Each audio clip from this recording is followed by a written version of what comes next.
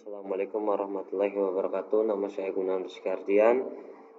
Saya dari Fakultas IARSI, yaitu ingin melanjutkan topik 14, yaitu lanjutan penyembuhan uji asumsi klasik. Penyembuhan data pada uji multikolonialitas.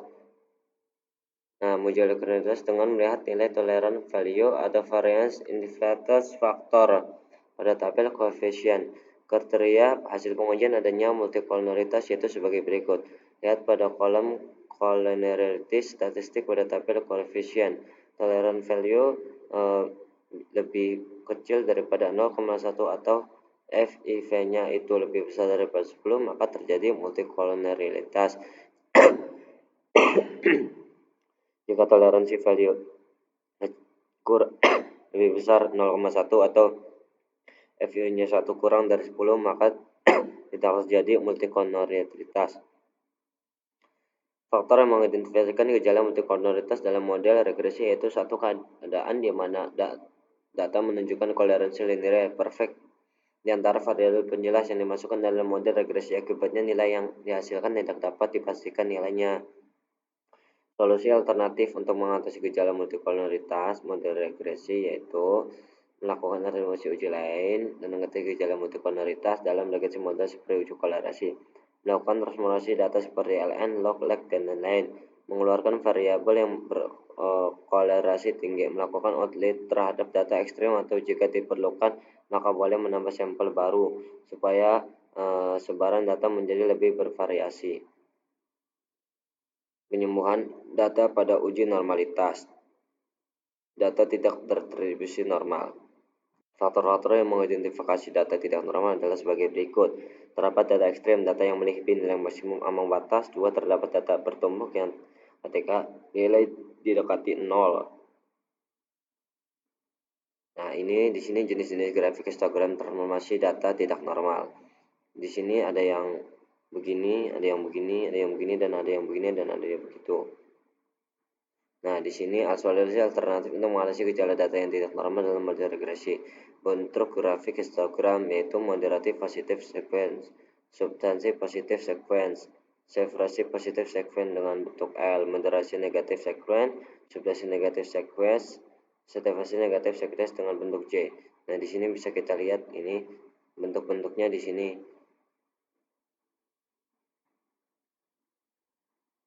Nah, lanjut aja kita langsung ke SPSS-nya. Nah, di sini udah ada datanya. Bentar. Nah, di sini sudah ada datanya. Kita ketik analyze, kita klik regression, kita klik linear. Nah, di sini untuk dependent ininya kita masukkan variabel y-nya itu ya di income. Dependent s-nya kita masuk ke variabel x ini, semuanya kita masukin 1, x2 dan x4. Nah, jika sudah dimasukin semuanya, statistiknya kita lihat.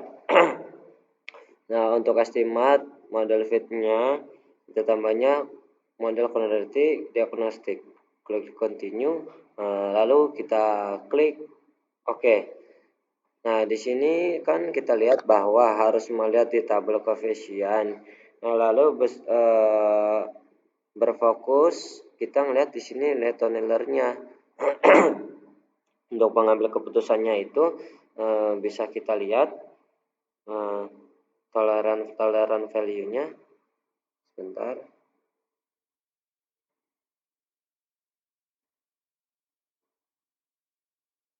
Nah, untuk bisa kita lihat di sini bahwa VF-nya itu ada data yang lebih dari 10. Maka data tersebut terjadinya multikolonialitas. Nih di sini. Nah, di situ kita harus melihat data tersebut dengan cara mengeluarkan variabel berkolerasi tinggi. Nah, di sini berkolerasi tingginya itu variabelnya ya. Nah, langsung kita penyembuhannya dengan cara yaitu kita klik analyze, kita klik regression, lalu kita klik linear. Nah, bukan di sini, bukan ini datanya, ini datanya. Bentar, salah. Nah, di sini space-nya kita klik analyze. Nah, kita klik regression, lalu kita klik linear.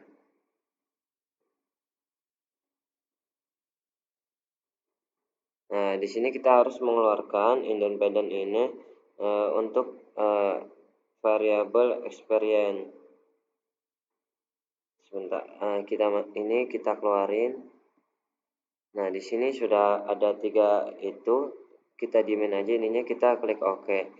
Nah, di sini kita bisa lihat tabel koefisiennya.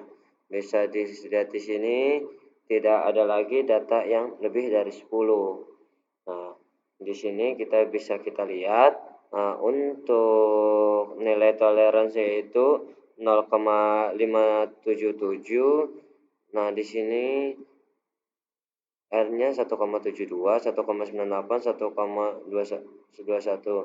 Nah, untuk di toleransi ini lebih daripada 0,1 bisa F-nya itu bisa kita lihat 1,1981. Ini tadi toleransinya, ini F-nya. Nah, yaitu sekarang kita bisa kurang dari 10. Bisa kita lihat kesimpulannya, jika toleransi value-nya itu lebih besar daripada 0,5 dan F-nya itu kurang dari 10, maka data tersebut tidak terjadi multikolineritas. Karena kita mengeluarkan data yang berkoalisi tinggi, berarti sekarang datanya itu sudah terjadi multikolineritas. Nah, tadi kita mengeluarkan variabel experience. Nah, sekarang dia akan berkolerasi tinggi, maka kita melakukan pengujian ulang ke multicol dan uji-uji selanjutnya. Karena biar tahu datanya itu normal atau tidak.